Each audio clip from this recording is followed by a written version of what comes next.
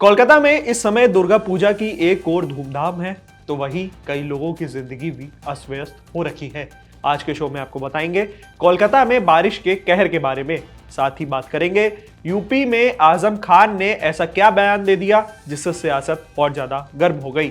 और अंत में बात करेंगे कांग्रेस ने नेपो किड बोलकर अपने ही पैरों पे कुल्हाड़ी कैसे मार ली। तो खबरों का सिलसिला शुरू करते हैं। नमस्कार, मेरा नाम है यश कपूर, आप देख रहे हैं समय इंडिया एट 9। सबसे पहले बात करते हैं कोलकाता में बारिश के कहर के बारे में। पश्चिम बंगाल की राजधानी कोलकाता इन दिनों पानी पानी हो गई है। पिछले 24 घंटे में लगातार हो रही मूसलाधार बारिश ने लोगों की जिंदगी को अस्त व्यस्त कर रखा है। हाल ये है कि शहर के कई इलाके झील में तब्दील हो चुके हैं। मुख्य सड़कों पर घुटनों से लेकर के कमर तक पानी पहुंच चुका है। गाड़ियों की लंबी कतारें जाम में फंसी हुई हैं। ऑफिस जाने वाले लोग बुरी तरह से फंस चुके हैं। लोग घंटों तक ट्रैफिक से जूझते नजर आ रहे हैं। कई जगह बसों बीच सड़क पर रोकनी पड़ी। सबसे ज्यादा असर एयरपोर्ट और रेलवे पर पड़ा।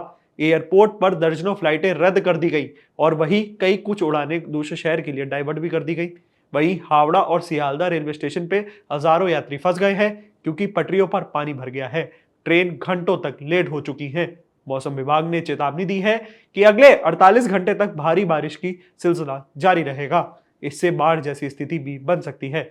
सबसे ज्यादा परेशानी उन लोगों को है जिनके घर में पानी घुस चुका है, बाजार ठप हो गया है, अस्पतालों तक पहुंचना मुश्किल हो गया है और बच्चों की पढ़ाई पर भी असर पड़ रहा है क्योंकि स्कूल बंद हो चुके हैं। यह पहला मौका नहीं है जब कोलकाता बारिश से जूझ रहा हो, लेकिन इस बार बारिश ने प्रशासन की तैयारियों की पोल खोल दी।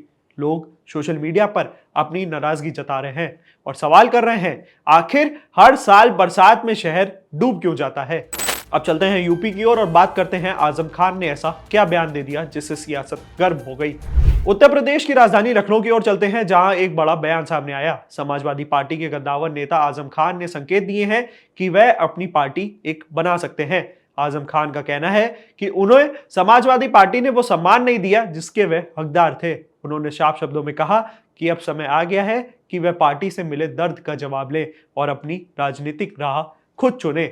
आजम खान का नाम यूपी की राजनीति में किसी परिचय का मोहताज नहीं है। वह रामपुर से कई बार विधायक और सांसद भी रह चुके हैं और अल्पसंख्यक वोट बैंक पर उनकी पकड़ बेहद मजबूत मानी जाती है। अगर वह वाकई सपा से अलग होते हैं और नई पार्टी बनाते हैं तो 2027 के विधानसभा चुनाव से पहले ये बड़ा सियासी भूचाल आ सकता है। समाजवादी पार्टी के भीतर पहले से ही खींचातान चल रही है। अखिलेश यादव के नेतृत्व पर कई बार सवाल भी उठते रहे हैं। आजम खान जैसे वरिष्ठ नेता का अलग राह पकड़ना सीधे सीधे पार्टी की ताकत को कमजोर करेगा।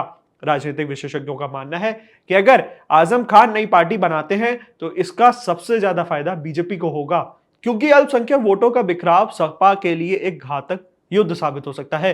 वहीं सपा और कांग्रेस भी इस मौके का फायदा उठाने के लिए मुस्लिम वोट बैंक को साधने की कोशिश करेंगी। आजम खान का यह बयान साफ दिखाता है कि यूपी की राजनीति आने वाले महीनों में और ज्यादा गर्म होने वाली है। अब बात करते हैं राष्ट्रीय राजनीति की, जहां कांग्रेस और बीजेपी के बीच एक नई जंग छिड़ गई। कांग्रेस के ही वरिष्ठ नेता मनीष तिवारी ने सोशल मीडिया पर एक पोस्ट डाला जिसमें उन्होंने पार्टी के भीतर नेपो किड्स यानी वंशवाद पर सवाल खड़े कर दिए। उनका कहना है कि कांग्रेस में मनमानी और जमीनी नेताओं की जगह अक्सर उन नेताओं को मिलती है जो राजनीतिक परिवारों से आते हैं। इस बयान ने कांग्रेस के भीतर हलचल मचा दी और बीजेपी को राहुल गांधी पर हमला करने का मौका दे दिया। बीजेपी नेताओं का कहना है कि कांग्रेस अपने ही नेताओं की नाराजगी को छिपा नहीं पा रही और राहुल गांधी की नेतृत्व क्षमता लगातार सवालों के घेरे में है। उन्होंने तंज कसते हुए कहा कि जब पार्टी के भीतर ही लोग वंशवाद के खिलाफ बोल रहे हैं तो जनता से आप क्या उम्मीद कर सकते हैं। कांग्रेस ने बचाव में कहा कि बीजेपी मुद्दे से ध्यान भटकाने की कोशिश कर रही है, लेकिन सच्चाई यह है कि पिछले कई सालों से कांग्रेस के भीतर वंशवाद बनाम जमीनी नेताओं का मुद्दा कई बार उठाया जाता रहा है। चाहे वो ज्योतिरादित्य सिंधिया हो या फिर गुलाम नबी आजाद जैसे बड़े नेता, सभी ने किसी न किसी रूप से नाराजगी जताई है। राजनीतिक विशेषज्ञों का मानना है कि कांग्रेस को आने वाले लोकसभा चुनाव में इस मुद्दे पर साफ रणनीति बनानी होगी, क्योंकि अगर अपने ही नेता पार्टी पर सवाल उठाते रहेंगे तो जनता का भरोसा भी जीतना बेहद मुश्किल हो जाएगा। तमाम ऐसी न्यूज के अपडेट्स के लिए बने रहिए हमारे साथ, देखते रहिए India.com। Thank you for watching.